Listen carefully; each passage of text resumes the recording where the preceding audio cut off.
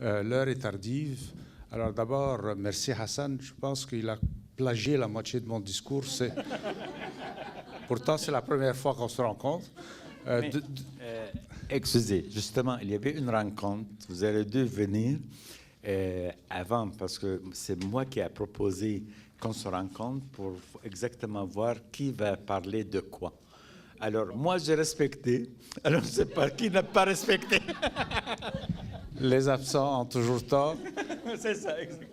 C'était des vacances planifiées avant l'invitation des Marguerites. Alors, merci Hassan d'avoir préparé le terrain. Ça me permettra d'écourter mon texte parce que l'heure est tardive. Deuxièmement, je n'ai pas de livre à vendre, alors ça va aller plus vite. Alors, je voudrais m'excuser si je vais lire certaines parties de mon texte pour la simple raison qu'il y a des sujets un peu délicats. Et je préfère, s'il y a des journalistes, qu'ils ne m'accusent pas d'avoir dit des choses que je n'ai pas dites. Alors, quand on m'a proposé, quand on m'a invité, la première chose que je me suis posée comme question, c'est est-ce que la question se réfère au voile islamique ou non? Alors, je me suis dit, puisque la même phrase fait référence à la régression des femmes, les deux mots, voile et régression, sont parfaitement, mathématiquement, historiquement et compatibles. Et si j'étais linguiste, j'aurais dit c'est des synonymes. Alors, j'ai 15 minutes pour vous expliquer le fond de ma pensée.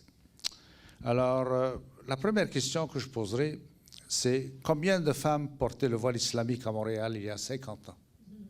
Aucune. Combien de femmes portaient le voile islamique en Égypte il y a 50 ans? Zéro. Combien de femmes portaient le voile islamique à Montréal il y a 30 ans? Alors, on avance. Moi, je dirais très peu. Combien de femmes portaient le voile islamique en Égypte il y a 30 ans? Zéro. À peu près aucune. Revenons maintenant à 10 ans. À Montréal, combien il y en avait il y a 10 ans? Moi, je dirais beaucoup. Et ça, ce n'est pas très scientifique pour un scientifique, beaucoup.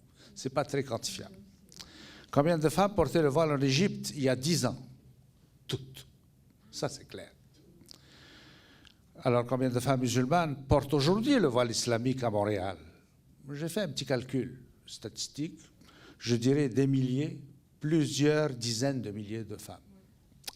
Alors, à l'Assemblée nationale, comme Éric l'a mentionné, j'ai présenté un mémoire qui était basé sur, étant donné que je parlais à des politiciens, et compte tenu du niveau intellectuel, dans certains cas, je dis pas tout le temps, mais dans certains cas, alors j'ai proposé des photos.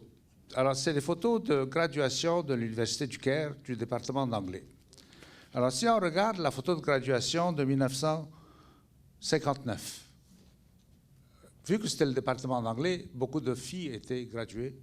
Aucune fille n'était voilée. Elles étaient toutes mignonnes, bien habillées, de très jolies robes, belles coiffures.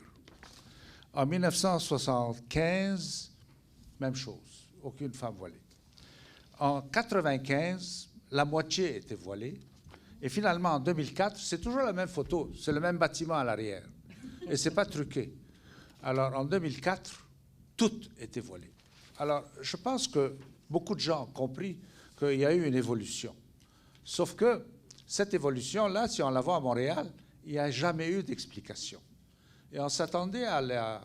Je suis content que Hassan parle de la commission Bouchard-Taylor. Ils n'ont pas parlé du tout.